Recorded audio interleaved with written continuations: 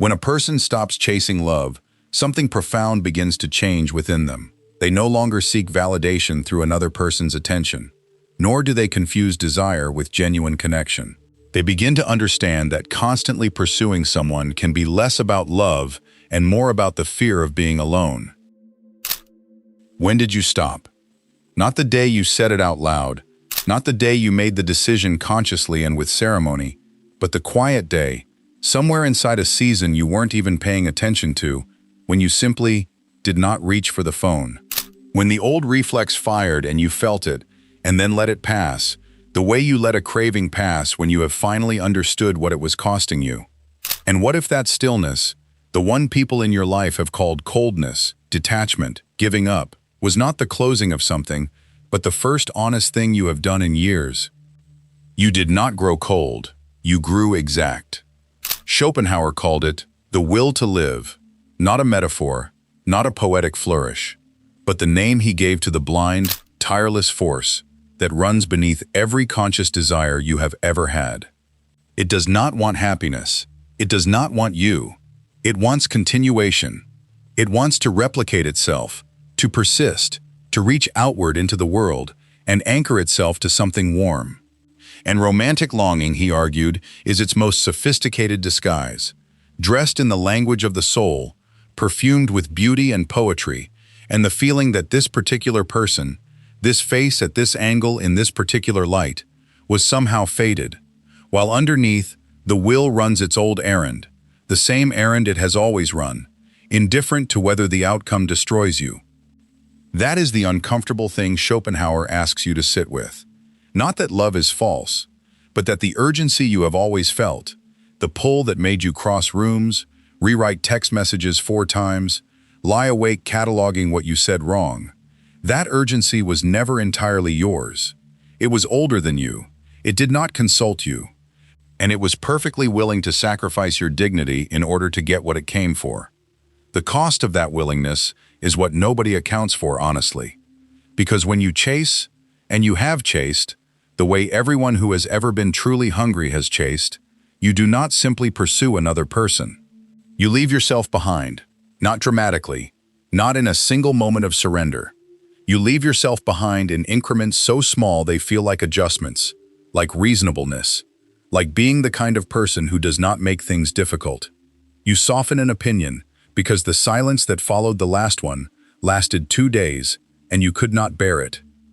You cancel the evening you had planned for yourself because being needed felt, briefly, like being chosen.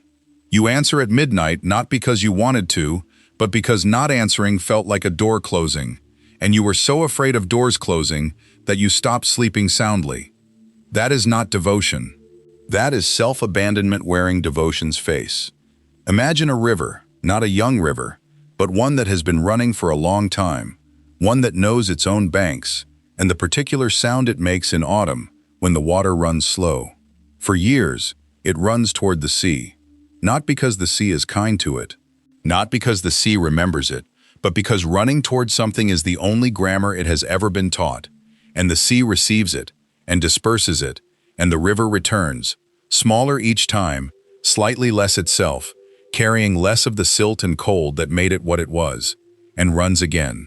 Until one season, without announcement, without drama, without the kind of rupture that anyone would think to write down, it stops, not because it has dried up, not because the way is blocked, because it has finally understood that it was never arriving, that what it called arrival was simply the moment before the return journey began. You are not that river anymore. Or rather, you are that river in the season after. Still moving, still present, but no longer organized entirely around a destination that was never waiting for you the way you imagined it was. 3,450 characters. And here is what you were really doing all that time. You called it love. You called it care. You called it being the kind of person who shows up. And perhaps it was all of those things, but underneath them, quiet and unexamined, was something else entirely. You were not being generous. You were buying insurance against being left. Every text answered within seconds. Every plan rearranged. Every need of yours quietly set aside to make room for theirs. You were not giving freely. You were paying a premium on a policy that never actually covered you. And the proof is simple. If it had been pure generosity, their distance would have saddened you. Instead, it terrified you. Sadness and terror are not the same country. You knew the difference, even if you refused to name it. This is what Schopenhauer understood about longing before any of us were ready to hear it. That the will does not pursue love because love is beautiful. It pursues love because love promises to silence the ache of existing without an anchor. The chase was never about them. It was about the unbearable lightness of being without a fixed point. They were simply the nearest solid thing. And so you made yourself small enough to hold. You made yourself useful. You made yourself available at hours that cost you sleep and peace, and the particular quality of silence you need to know who you are. You learned their preferences, the way you forgot your own.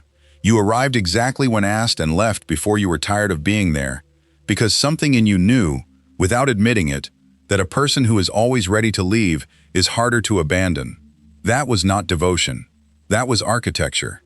A very careful, very exhausting structure built to prevent a specific disaster, and it never worked, because no structure built on fear has ever been load-bearing for long. Imagine a craftsman who spends 30 years making chairs for a house that is not his. Beautiful chairs, jointed with real precision, sanded smooth, given away as fast as they are finished. People sit in them, praise them, carry them home, and the craftsman goes back to his cold workshop and begins another, because the making is the only thing that keeps the door from feeling like a wall. One evening, a neighbor asks him how many chairs he has kept for himself. He pauses. He looks around the workshop. There is nowhere to sit. He has been so busy furnishing other people's houses that his own floors are bare. And the terrible thing is not that he gave the chairs away. The terrible thing is that he never once thought to ask whether anyone had ever offered to bring one back. That craftsman is the version of you that was not yet lucid, not a villain in your own story.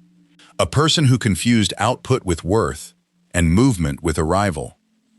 There is a face passing through your head right now, isn't there? Someone specific, not an idea, a face, with a particular way of going quiet when they didn't want to answer.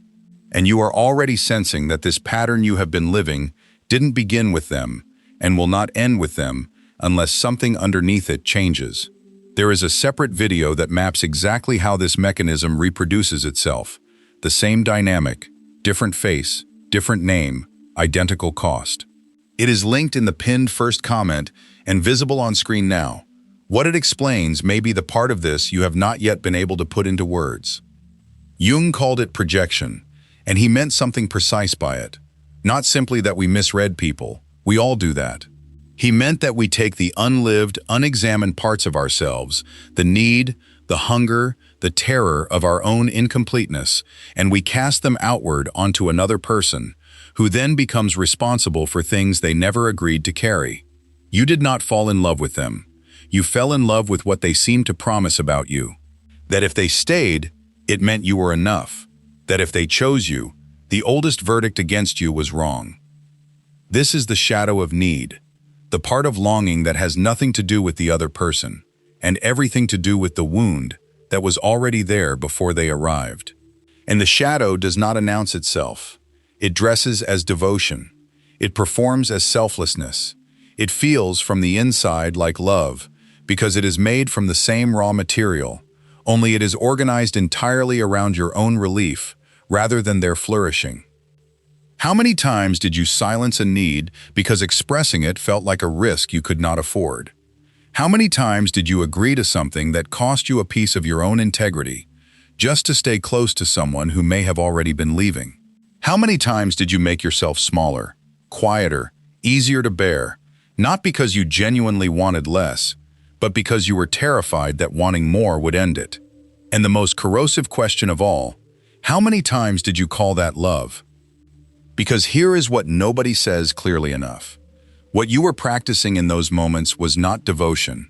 It was a slow negotiation with your own disappearance. And eventually, the negotiation ends. Not with an argument, not with a dramatic rupture. It ends quietly, the way a fire ends when there is nothing left to burn. You wake up one morning and realize you are not willing to vanish again. Not for this, not for anyone. And the world reads that as coldness, as defeat, as the tragic closing of someone who tried and failed.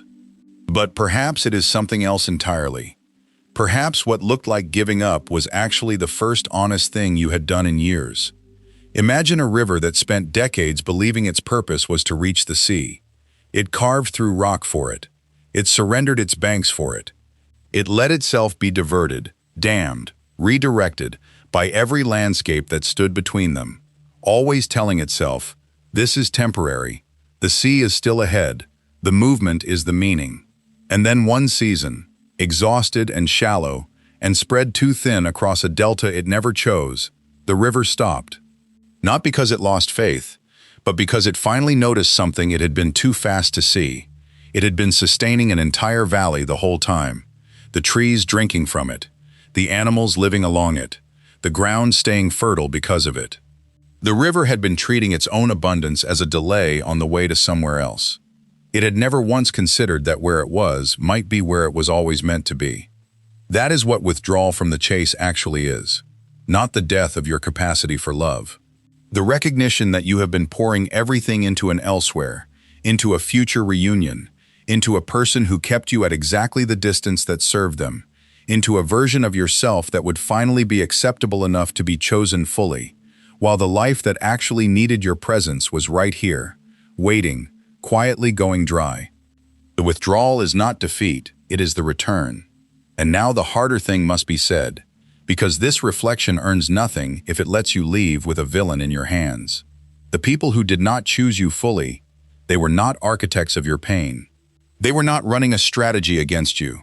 They were frightened people, carrying their own unexamined wounds, doing what frightened people always do. They took what felt safe and retreated from what felt like too much. When they kept you close enough to need, but far enough to leave, they were not being cruel. They were being afraid, and they had never been taught the difference. The person who loved you inconsistently was not withholding a love they secretly possessed in full. They were giving you everything they had actually learned how to give. That is not absolution. But it is the truth that makes bitterness unnecessary. Jung understood this with a precision that still cuts. He wrote that we are all, to some degree, unconscious to ourselves, that we act from depths we cannot see, driven by patterns we inherited before we had language for them. The person who kept you uncertain was not more awake than you. They were, in all likelihood, less. They were running a script written in their own early losses, and you were the stage they ran it on. Understanding that does not mean you were wrong to leave. It means you can leave without carrying them as a wound. Because this is the quiet that people misread as damage. The person who has stopped chasing is not someone who has given up on love. They are someone who has finally located the source of it. They answer slower now, not because they care less, but because they are no longer performing availability as a proof of worth. They ask for what they need, not as a demand, but because they have stopped believing that needing something disqualifies them from being loved. They allow silence, not because they are withholding, but because they have learned that silence is not the absence of connection. Sometimes it is the only space honest connection can breathe in. The one who stopped chasing is not broken. They are lucid, and lucidity, at first, can look like distance, because it refuses to perform warmth it does not feel, or to rush toward a depth that is not yet real. But watch them over time, the way they show up when they actually show up. And here is what that showing up looks like. In the ordinary texture of a life that has been reclaimed. It is not a grand gesture. It is not the dramatic return of someone who has conquered their wounds and arrived with proof.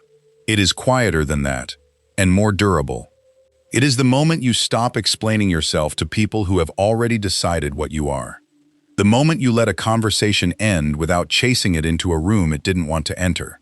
The moment you sit with your own company and feel, for the first time in a long time, that the company is enough.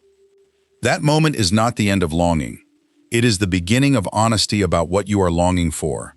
Because the deepest thing you were ever searching for in another person was not their approval, and not their constancy, and not even their love, not exactly. You were searching for the version of yourself that you believed would finally exist once someone chose you completely. You outsourced your own becoming. And the quiet that follows the end of chasing is not the quiet of someone who has stopped wanting. It is the quiet of someone who has taken that search back into their own hands. Jung called it individuation, the slow, unglamorous work of becoming what you actually are, rather than what you learned to perform. It is not a destination, it is the direction.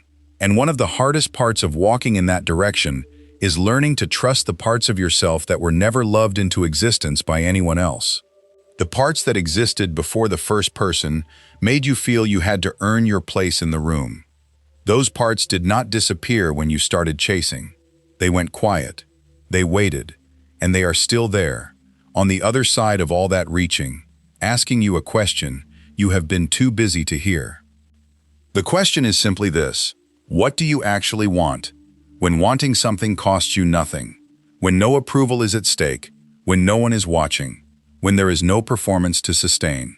Sit with that, not as an exercise, but as a genuine inquiry, because the answer is the blueprint of a life you have not yet fully lived. There is a question I want to leave with you, one that does not need an answer today but will ask itself again in quiet moments for weeks, maybe longer. If no one would ever know whether you loved well or not, no one to validate it, no one to witness it, no one to leave, would you love differently? And if the answer is yes, then what is it you have actually been building all this time? I want to say something briefly in my own voice. Years ago, I stayed in something long past the point where I recognized myself in it, because I had confused endurance with loyalty and confused loyalty with love. The day I stopped, it felt like failure. It took longer than I would like to admit to understand that what I had actually done was stop abandoning myself in installments. If any part of this reflection reached something you have been carrying quietly, I am genuinely glad you stayed with it. The video pinned in the first comment goes deeper into the specific mechanism behind why we keep finding the same dynamic in different faces, why the pattern tends to choose us before we choose it. If this reflection opens something in you, that one is the natural next step. And if something in this spoke to you, I would ask you to leave one line in the comments, not a summary, not a review, just this: I am not cold, I am finally honest. Write it there if it is true for you. It will mean something to the next person who arrives here, still wondering if their quiet is a flaw. If this work stays with you, subscribing is how you tell me it's worth continuing. And honestly, it is the only algorithm I trust, because it is the only one made of actual human decisions rather than whatever the machine decided you needed to feel today.